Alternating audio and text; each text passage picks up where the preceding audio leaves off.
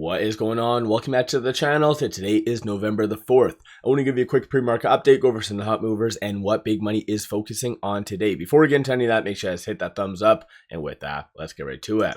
So starting off with data points, don't really have that much today. What the market is really going to be digesting is companies putting out their earnings. And I do feel a lot of this does stem from Palantir. So Palantir put out their earnings after hours on Monday. Even though they did hit a home run earnings, it still did really bring up the whole valuation concern. And every so often, this is what happens in the broader market. And I think it is fair to assume Palantir is kind of on the high end for valuations. So this is why you are seeing a little bit of a pullback. So right now, Dow is down 0.6, S&P down 0.92, and NASDAQ down 1.2. You can see during the pre-market though, it was getting absolutely hit a lot more than what we are currently at. But still, I think there's a lot of other stocks in a very similar scenario. And it was a unpopular opinion. So for those of you that have joined my Patreon, I actually did mention this a couple days prior to Palantir's earnings, just saying that I do feel that it's going to continue to grow, but valuation concerns are going to bring it up.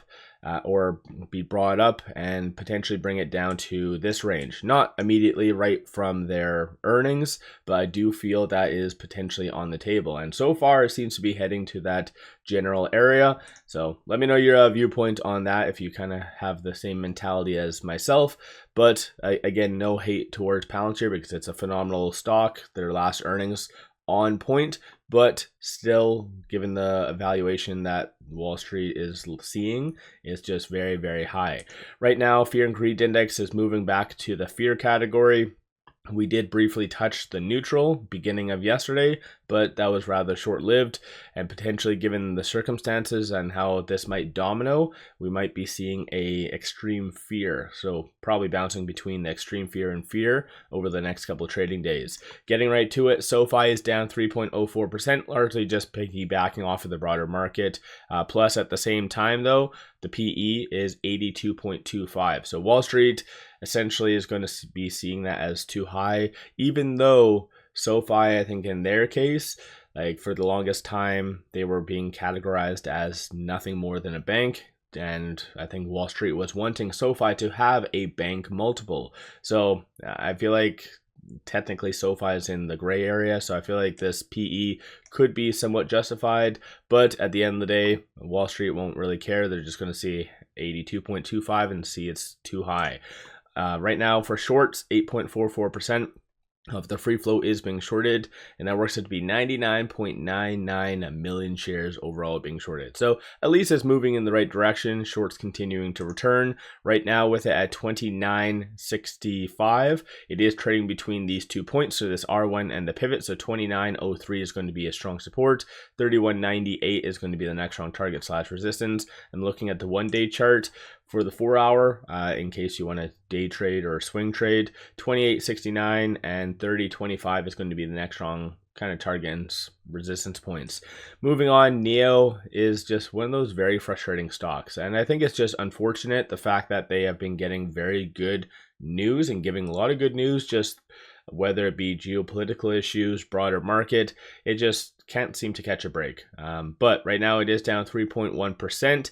As far as updates, there hasn't really been all that much in reality, but 10.39% of the free float is being shorted. Works out to be 143.7 million shares overall being shorted. DTC sitting at 1.83 days still does signal that shorts are rather overextended.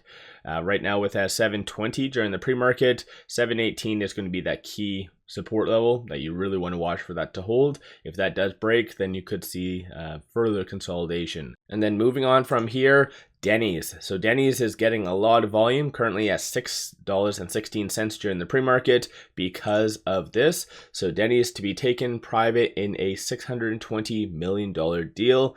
And so it looks as though that the price that has been set is a $6.25 per share. And so there's a little bit more meat on the bone if that's your thing. So you could make just at the end of the day, don't pay more than $6.25, because if you do, you'd be losing money on a side note, because when this is taken private, you're going to be given 625. Doesn't matter what your average is, they won't really care. So just be aware of that. But nonetheless, given the fact that it's at 616, you can make a couple cents. That's if, well, that's again your thing. But no matter what, I don't believe it's really relevant to bring up shorts because, yeah. Despite that, though, shorts are surprisingly increasing during the pre-market, almost about 25,000 shares, which is kind of odd given the circumstances of this. You would actually be assuming that they would be returning. And aside from that, there's no point in going over any of the fib levels, because I think the big thing for today is just watch for that 625 for it to not go over that, which I don't really see that being possible. But moving on, ticker is GRAB. They did have their earnings. Regrettably, it is going down because of that. It's had a fairly good run, but I think same as Palantir's mentality, just the forward PE being at 150 is just extremely high. And I think just a lot of influencers have really hyped this up more than what it really realistically should have been. So again, this one will be a good day trade. It's not heavily shorted. 6.94% of the free float's being shorted, works to be 185 million shares overall being shorted. I guess, although if you want to play devil's advocate, shorts have really been doubling down since May. So we went from about 4.5% to where it is now. You can see that from the green line. So shorts slowly throughout this whole year have been increasing. And so today, even during the pre-market, they're increasing 819,000 shares. So today might be a little bit rough for investors, long investors. Right now with that 567, it is trading between this pivot and this S1. So 556 is going to be that key pivot to really watch for today in that support level. If it does break below that, then you can see further consolidation to about that 528. I do own this stock. I have it for the long haul, and plus I have an average of 485. So this doesn't really faze me whatsoever.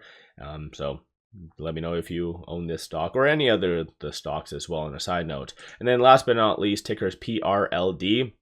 So Prelude Therapeutics, it is down 28.14%, and the reason being was this right over here. So they did announce a strategic business update.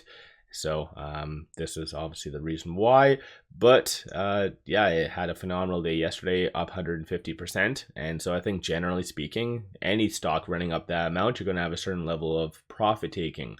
So I think just the timing of that alongside this strategic business update, clearly the market's not really liking it, but it still could be a very good day trade, swing trade. 1.7% of the free float's being shorted, so shorts aren't that big of a deal. That works out to be 515,000 shares. During the pre-market, shorts are increasing about 1,000 shares, so still nothing really too crazy if you ask me. With that 267, it is trading between this pivot and this S1. So I think that $3 range is key for it to really fight and get above that if you're going to see a nice continued run. If not, you're going to see just for the consolidation. So 254 and 245 will be kind of following support levels. So that's kind of some parameters to watch for day trades and so forth. But a lot of big money is getting into a lot of these stocks. Not necessarily in a positive way, but still I think the fact that institutions are trading rather than algos is definitely something to take note of. Let me know your thoughts on these stocks. Don't forget to hit that thumbs up. One final thing, pop over to my Patreon if you're looking for some solid buy signals on stocks, options, crypto. Put out daily day trades, numerous swing trades. Worthwhile to pop over there and check that out. With all that said, appreciate all of you watching.